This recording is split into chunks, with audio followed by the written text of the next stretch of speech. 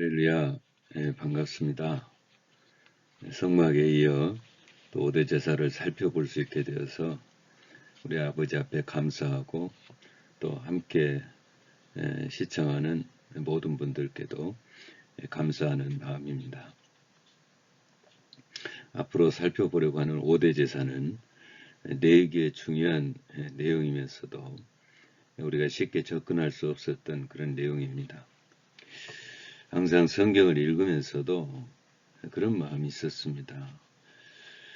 5대 제사에 대한 내용을 좀 알았으면 좋겠다 하는 마음입니다. 5대 제사의 내용이 성막을 섬기는 그 제단을 쌓는 백성들의 그 제단 쌓는 자세를 보여주고 있고, 하나님께서 뭘 원하시는가를 이렇게 알려주고 있기 때문에 살펴보고 싶은 마음이 있었는데, 실제로 여러 가지 내용이 어렵기 때문에 5대 제사를 살펴보는 것이 쉽지 않았습니다. 그러다가 성막에 대한 내용을 접하고 5대 제사의 그 내용이 조금씩 접근이 되면서 5대 제사를 통해서 하나님께서 원하시는 예배의 모습은 또 어떤 것일까 라는 내용에 관심을 갖고 접근하게 되었습니다. 자세한 내용은 앞으로 이제 살펴보는 5대 제사에서 말씀드리기로 하고, 또 살펴보면서 쉽게 이해가 되지 않은 부분은 지나가면서 시간이 허락하는 대로 5대 제사를 통해 주시는 그 예배자의 자세라는 그런 내용으로 말씀을 나누도록 하겠습니다. 우리가 세례를 받을 때 반드시 그 확인하는 내용이 있죠. 소요리분답 제1문에 나오는 그런 질문입니다. 사람이 제일 되는 목적이 무엇입니까? 라는 질문인데, 대답은 하나님을 영화롭게 하고 영원토록 그를 즐거워하는 것이다 라고 나옵니다. 이를 가장 잘 표현하는 말씀이 고린도전서 10장 31절의 말씀입니다. 그런즉 너희가 먹든지 마시든지 무엇을 하든지 다 하나님의 영광을 위하여 하라. 무슨 일을 하든지 하나님이 기뻐하시는 일을 하는 것이 사람의 제일 되는 목적이죠. 하나님이 가장 기뻐하신 일은 무엇일까요? 오늘 말씀을 보면 알 수 있습니다. 몇 가지를 좀 생각해 보면, 첫째로 예배를 받기 위해 하나님께서 장소를 만드셨음을 알 수 있습니다. 출애굽기 25장 8절 9절에 이렇게 말씀합니다. 내가 그들 중에 거할 성소를 그들이 나를 위하여 짓되 거기서 내가 너와 만나고. 성막에서 하는 일 중에 가장 중요한 일은 제사를 드리는 일인데, 하나님께서 성막을 지으라 하시면서 나를 위하여 지으라고 말씀하십니다. 성막에서도 말씀을 드렸지만은 나를 위하여 지어라. 성막은 우리들을 위한 일인데, 우리들을 위한 일이 곧 하나님을 위한 일임을 오늘 이 말씀 속에서 보여주고 있습니다. 고로 하나님을 위한 일이기 때문에 하나님께서 가장 기뻐하시는 일은 바로 제단을 쌓는 일이죠. 두 번째로 예배 드리는 날을 만드셨습니다. 창세기 2장 3절에 말씀합니다. 하나님이 그 일곱째 날을 복되게 하사 거룩하게 하셨으니 이는 하나님이 그 창조하시며 만드시던 모든 일을 마치시고 그날에 안식하셨음이니라. 이 날은 주의 날입니다. 소유권이 하나님께 있죠. 우리 마음대로 쓰는 날이 아님을 이 말씀에서 알 수 있고, 또 이 날은 사람에게 첫날입니다. 첫날, 첫 단추를 잘 끼워야 비뚤어지지 않죠. 질서가 무너지면은, 그러니까 순서가 무너지면 다 무너지죠. 국가나 교회나 가정이나 개인이나 다 마찬가지입니다. 하나님께서 창조하신 그 첫날을 잘 보내야 하나님께서 주시는 힘을 공급받고 또 한 주간을 승리하며 살 수 있는 것입니다. 또 예배를 하나님 제단 쌓는 것을 기뻐하시는 것은 하나님께서 예배 드리는 자를 찾으시는 모습 속에서도 볼 수 있습니다. 요한복음 4장 23절에 말씀합니다. 아버지께 참으로 예배하는 자들은 신령과 진정으로 예배할 때가 오나니 곧 이때라. 아버지께서는 이렇게 자기에게 예배하는 자들을 찾으시느니라. 이렇게 예배하는 자들을 찾으시니라. 하나님은 영이시니 예배하는 자가 신령과 진정으로 예배할지니라. 그러니까 예배 시간은 은혜 베풀 자를 찾는 시간이 예배 시간입니다. 하나님께서 은혜를 베푸시려고 스카웃하는 시간이 바로 이 예배 시간인 것을 알 수 있습니다. 예배의 비중은 성경을 통해 들여다보면 더욱더 분명하게 보여집니다. 몇 가지로 구분해 보면, 첫째는 예배는 하나님이 심혈을 기울여 만든 자리인 것을 알 수 있습니다. 그래서 내기에서 법으로 제정되기까지의 그 과정을 좀 보면은, 창세기 3장에서 아담과 하와가 범죄하고 나무 사이에 숨어 있을 때 하나님이 가죽으로 허물을 가리워주는 모습이 나오죠. 가죽옷으로 허물을 가리워 주었다는 것은 그 동물을 잡아서 제사를 드렸음이 전제되는 내용 아니겠습니까?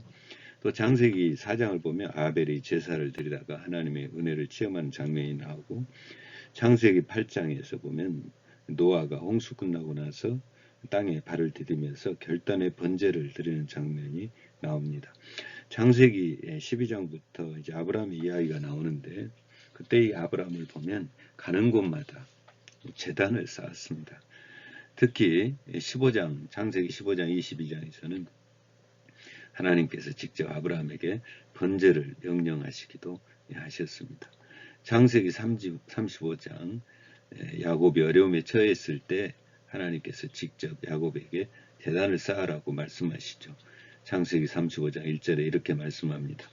하나님이 야곱에게 이르시되 일어나 베델로 올라가서 거기에 거주하며 네가 네 형 에서의 낯을 피하여 도망하던 때에 네게 나타났던 하나님께 거기서 제단을 쌓으라. 자, 이렇게 이제 불문법으로 드려지던 이 제사가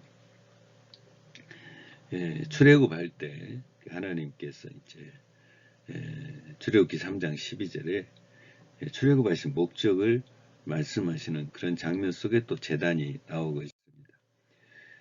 출애굽기 3장 12절에 보면 하나님이 이르시되 내가 반드시 너와 함께 있으리라. 네가 그 백성을 애굽에서 인도하여 낸 후에 너희가 이 산에서 하나님을 섬기리니 이것이 내가 너를 보낸 증거니라. 그러니까 하나님을 섬긴다. 하나님을 섬기기 위해서 내가 너희를 출애굽시켰다라는 그 이유가 뭐냐면 백성들의 제사를 받기 위함이다라는 것을 말씀해 주고 있습니다. 시내산에 이제 도착해서 하나님은 모세에게 성막을 지어라 명하시죠.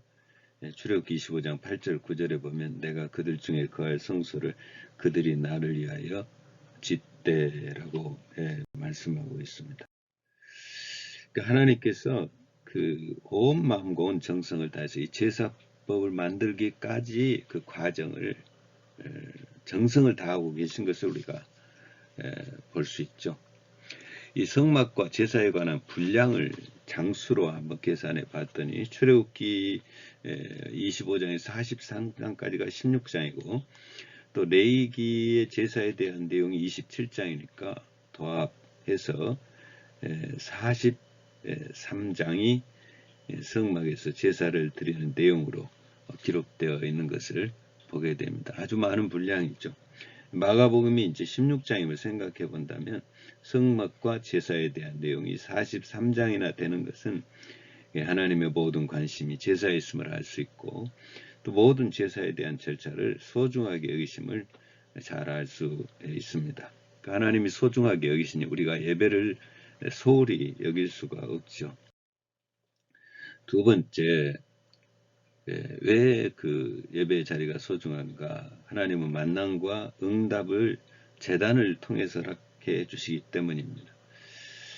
사사기 20장 그에 보면 연합군과 이스라엘의 그 12지파 중에 11지파의 연합군과 그 베냐민 지파가 전쟁을 하는 장면이 나옵니다.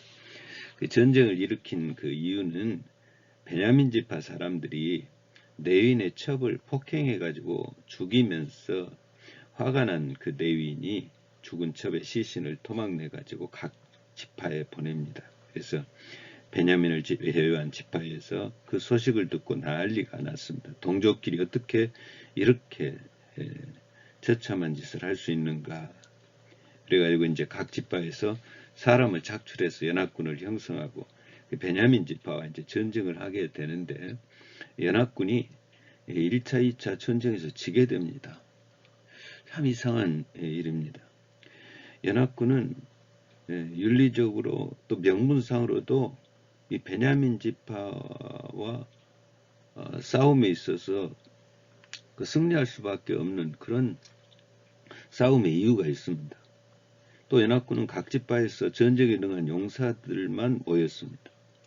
또 성경을 보면 하나님께 기도했더니 하나님께서 나가 싸우라고 해서 싸운 전쟁입니다. 그러니까 명분상으로든 어떤 이유로든 질래야 질 수가 없는 전쟁인데 1차, 2차 전쟁에서 지는 것입니다.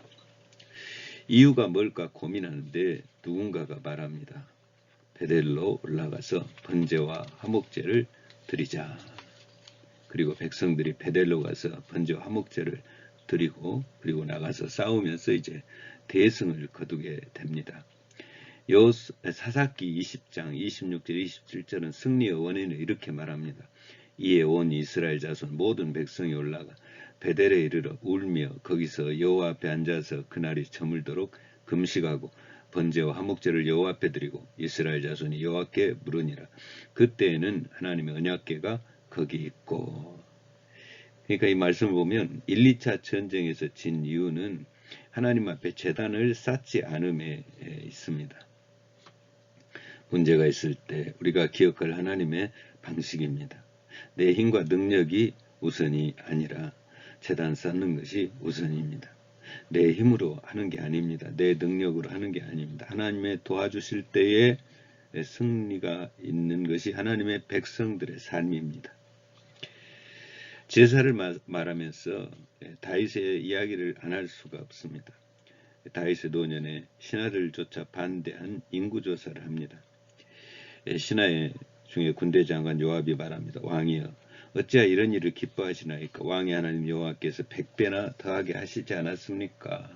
그 요압의 말인즉슨 인구조사해서 정비하지 않아도 하나님께서 다 지켜주시고 인도해 주셨는데, 그리고 인구조사는 하나님께서 원하시는 것이 아닌데 왜 굳이 인구조사를 하냐는 거죠. 어쨌든 다윗은 인구조사를 감행하고 결국 이 일로 하나님은 진노하시고 전사를 보내 전염병을 일으키게 하시는데 백성들이 7만 명이 죽게 됩니다. 이런 광경을 보고 다윗이 우리 하나님 앞에 회개하고 그리고 백성을 치는 천사에게 다윗이 말합니다. 범죄는 내가 했는데 왜 백성이 죽어야 됩니까? 차라리 나와 내 아버지의 집을 치시는 게 더 바람직하지 않습니까? 하나님께 말해주시오. 그때 이제 선지자 갓이 다윗에게 말합니다. 왕이여 아라우나의 타작마당에서 여호와께 제단을 쌓으소서. 다윗이 하나님의 말씀대로 타작마당을 사서 번제와 화목제를 드리는데 전염병의 재앙이 그칩니다. 그 모습을 사무엘상 24장 25절에서 이렇게 말씀합니다. 그곳에서 여호와를 위하여 제단을 쌓고 그 번제와 화목제를 드렸더니 이에 여호와께서 그 땅을 위한 기도를 들으시며 이스라엘에게 내리는 재앙이 그쳤더라. 제단을 쌓을 때 하나님이 역사하신 것입니다. 물론 모든 제사가 선한 응답의 현장은 아니었습니다. 거짓과 외식, 위선의 제단은 진노의 현장이기도 했습니다. 창세기 4장에서는 가인의 믿음으로 드린 아벨의 제사는 응답하고 믿음으로 드리지 아니한 가인의 예배는 응답하지 않는 그런 장면이 나옵니다. 레위기 10장에서는 아론의 아들 나답과 아비후가 향로에 하나님이 말씀하신 불이 아닌 다른 불을 담아 분향하다가 불에 타서 죽은 사건이 나옵니다. 레위기 10장 1절 2절에 보면 이렇게 말씀합니다. 아론의 아들 나답과 아비후가 각기 향로를 가져다가 여호와께서 명령하시지 아니하신 다른 불을 담아 여호와 앞에 분향하였더니 불이 여호와 앞에서 나와 그들을 삼키매 그들이 여호와 앞에서 죽은지라. 또 사무엘상 2장에 보면 엘리 제사장의 두 아들에 대한 이야기가 나오고 있습니다. 이들이 성소에서 드려진 하나님의 것을 빼돌리고 성소에서 일을 보던 여인들과 동침하는 등 못된 짓을 하다가 전쟁터에 나가 생명을 잃은 그런 내용이죠. 역대하 36장 14절 16절에 보면 남유다가 바벨론에 망한 이유를 이렇게 말하고 있습니다.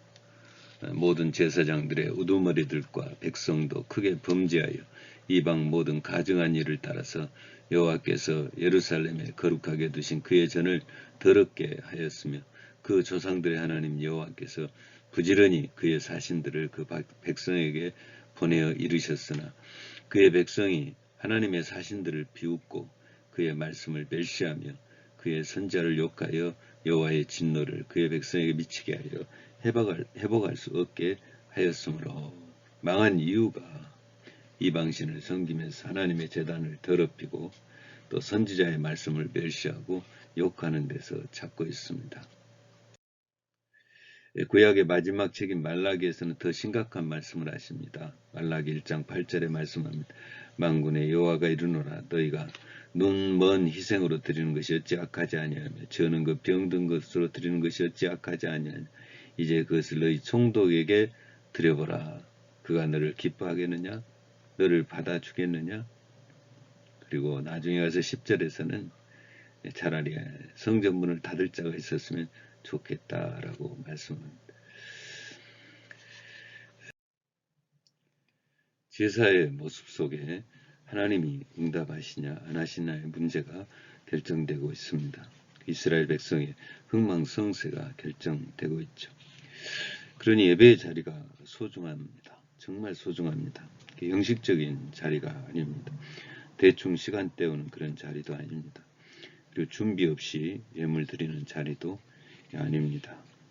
제사를 통해 백성들에게 은혜를 베푸시는 자리이고 죄인의 죄를 사해 주시고 긍휼히 여길 자를 긍휼히 여겨 주시고 은혜 베풀 자에게 은혜를 베풀어 주시고 그리고 원수들을 물리쳐 주시고 또 하나님의 역사를 보게 하여 주시고 병든 육신도 치유하여 주시는 그런 은혜가 있는 것이 바로 예배 시간입니다. 이런 예배 시간 주님과의 진실된 만남이 있게 되기를 주의 이름으로 축원합니다. 세 번째, 제사 예배가 왜 소중한 자리인가는 예배 갱신을 위해서 아들 독생자 예수 그리스도를 십자가에 죽이신 모습을 보면서 알 수 있습니다.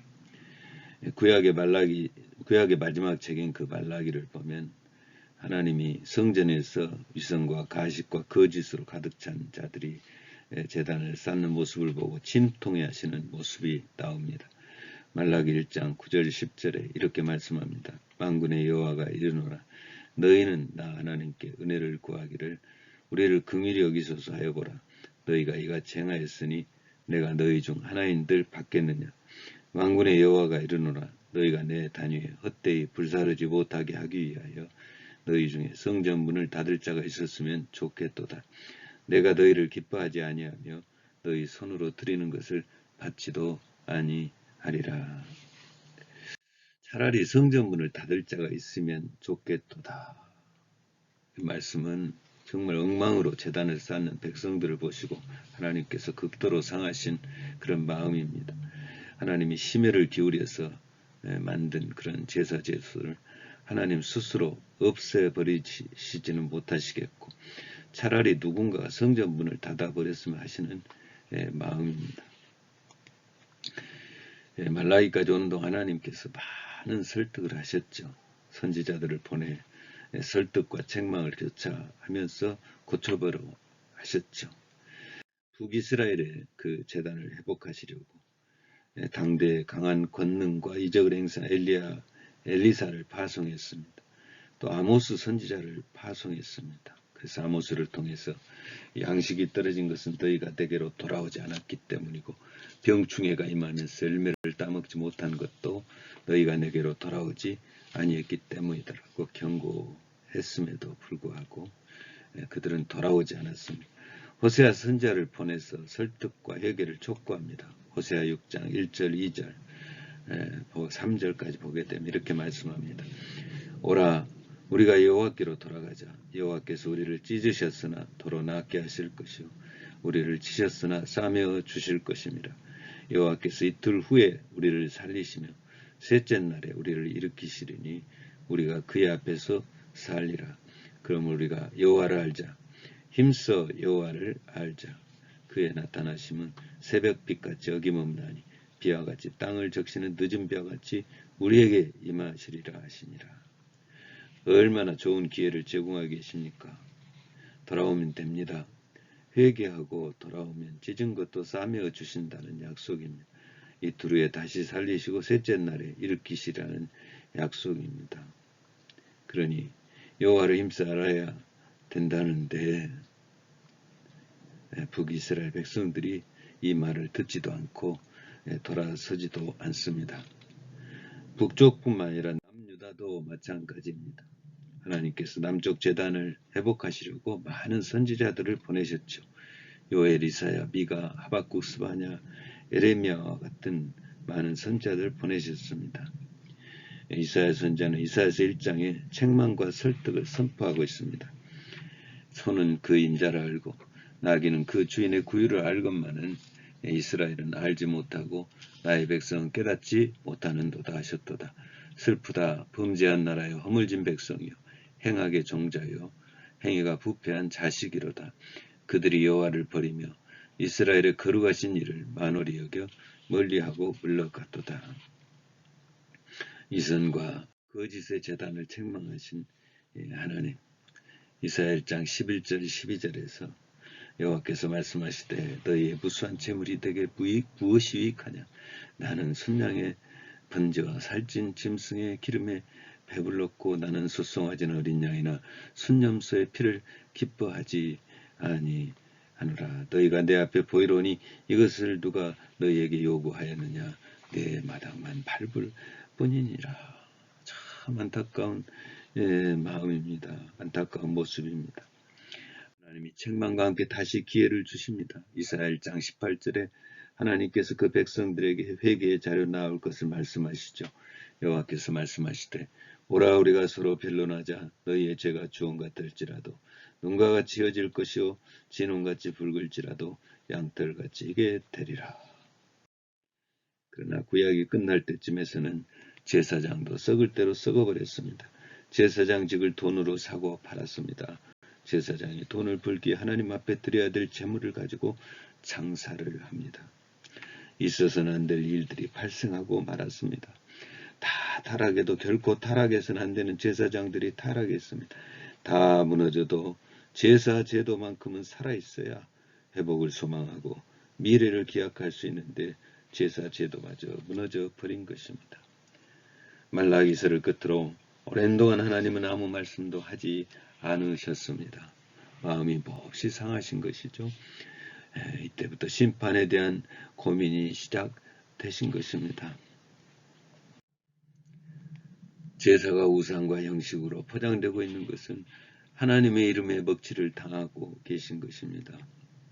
하나님이 우습게 여김을 받고 있는 것입니다. 세상의 신들보다 더 못한 신으로 취급당하고 있는 것입니다. 하나님께서 심혈을 기울여 보호해 주시고 인도해 주시고 구원해 주신 그 백성들에게 무시를 당하고 있는 것입니다. 이대로 용납한다는 것은 만왕의 왕이신 하나님이 무시당하시는 것이 되시는 것이죠. 이대로 중단한다는 것도 최고의 제도를 세우신 하나님이 당신의 실패를 말하는 것이기 때문에 이것도 용납이 되지 않습니다. 하나님이 세우신 것을 아무 이유도 없이 철회한다는 것도 전능하신 하나님, 지혜의 하나님의 이름값을 생각하면 결코 쉬운 일이 아닙니다. 하나님의 고민이 시작되십니다. 제사 제도를 유지하면서도 더 완벽한 제사가 드려질 수 있도록, 더 완벽한 예배가 드려질 수 있도록 하는 그 새로운 제도의 회복이 뭘까? 그리고 하나님께서 택하신 방법이 애지중지하시는 독생자 예수 그리스도를 이 땅에 보내시고 구약의 제사 제도를 완벽하게 이루시기에 십자가의 대속 제물로 죽게 하시고, 그리고 아들은 아버지의 뜻에 순종키에 십자가에서 죽으시면서 새로운 예배의 자리를 만드신 것입니다. 예수님은 사역을 시작하면서 부패한 제단을 헐고 새로운 제단을 말씀하시죠. 요한복음 2장 19절 22절 너희가 이 성전을 헐라 내가 사흘 동안에 일으키리라. 유대인들이 이르러 이 성전은 46년 동안에 지었거늘 네가 3일 동안에 일으키겠느냐 하더라. 그러나 예수는 성전된 자기 육체를 가리켜 말씀하신 것이라. 예수님이 구약의 제단을 무너뜨리시고 당신이 직접 제단을 드리는 그런 장소가 되어지겠다라고 말씀하고 있는 그런 내용입니다. 예수님이 세우시려 하신 몸은 교회를 말하죠. 에베소서 1장 22절 23절 또 만물을 그의 발 아래에 복종하게 하시고 그를 만물 위에 교회 머리로 삼으셨느니라. 교회는 그의 몸이니 만물 안에서 만물을 충만하게 하시는 이의 충만함이니라. 하나님의 아들을 제물로 드리면서 새로운 제사 제도를 다시 세우신 것입니다. 당신의 몸이 곧 성전이라고 말씀하고 계시고, 그리고 우리 예수님은 사도 바울은 그 몸이 곧 교회라고 말씀하고 있습니다. 제사법을 잘 아는 바울이 예수님이 제물됨을 선포하면서 그러한 사실을 더욱더 견고하게 굳건하게 세워주죠. 로마서 3장 23절 24절에 말씀합니다. 모든 사람이 죄를 범하였음에 하나님의 영광에 이르지 못하더니 그리스도 예수 안에 있는 성령으로 말미암아 하나님의 은혜로 값없이 의롭다 하심을 얻은 자 되었느니라. 로마서 5장 9절에도 말씀합니다. 그러면 이제 우리가 그의 피로 말미암아 의롭다 하심을 받았으니 더욱 그로 말미암아 진노하심에서 구원을 받을 것이니. 히브리서를 기록한 사도는 이 일에 대해서 이렇게 말합니다.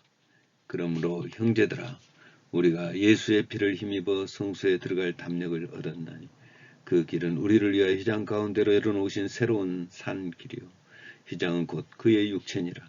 또 하나님의 집 다스리는 큰 제사장이 계시며 우리가 마음의 부림을 받아 악한 양심으로부터 벗어나고 몸은 맑은 물로 씻음을 받았으니 참마음과 온전한 믿음으로 하나님께 나아가자. 지금 우리가 드리는 예배의 자리는 하나님의 아들까지 죽이시면서 다시 세우신 자리입니다. 아무렇게나 드려질 예배가 아닙니다. 시간 때우기에 드리는 시간이 아닙니다. 누구 눈치나 보면서 드릴 자리도 아닙니다. 존귀하신 하나님에 대한 경외심의 표현의 자리입니다. 나의 신앙 고백의 자리입니다. 말씀을 정리하겠습니다. 오늘 우리가 잊어서는 안 되는 내용입니다. 우리가 예배를 소중하게 생각해야 되고 예배의 시간, 예배의 자리를 소중하게 여겨야 될 이유가 있습니다. 하나님이 심혈을 기울여 만든 예배의 자리입니다. 하나님이 소중하게 여기셨다면 백성들도 소중히 여겨야 되는 것은 당연한 것이죠. 두 번째는 하나님과 하나님의 만남과 응답이 현장이 바로 예배의 현장이었습니다. 하나님이 은혜를 베푸시려고 의도적으로 만드신 자리입니다. 다 알아서 하나님께서 주셔도 되는데 일부러 예배의 제단을 쌓게 하시면서 주실 때도 있으셨습니다. 응답의 시간을 예배 시간에 드려지는 시간에 맞추신 그런 사건들도 나옵니다. 그만큼 하나님께서 예배에 집중력을 가지고 예배 드린 자를 찾으셨던 그런 모습이죠. 세 번째는 예배 갱신을 아들 예수님까지 죽이심에서 만든 자리가 예배의 자리입니다. 세상의 아들보다 더 소중한 자리, 소중한 것이 있을까요? 얼마 전에 어느 목사님이 군에 간 둘째 아들의 이야기를 하면서 이렇게 이야기합니다. 아내가 둘째 아들의 방에 수차례 들어갔다 나옵니다. 이유는 아들의 냄새라도 맡고 싶다는 것입니다. 라고 말했습니다. 하나님이 언제나 예배의 자리를 다시 만들기 위해 독생자 예수 그리스도를 일부러 죽이셨으니 그리고 만든 자리가 예배의 자리이니 그 자리가 얼마나 귀한 자리이겠습니까? 여러분 예배를 소중하게 여기십시오. 예배의 시간, 예배의 때 드리는 제물을 정성으로 준비해서 드리십시오. 이 모습 우리에게 있기를 주의 이름으로 축원합니다. 할렐루야. 기도하겠습니다.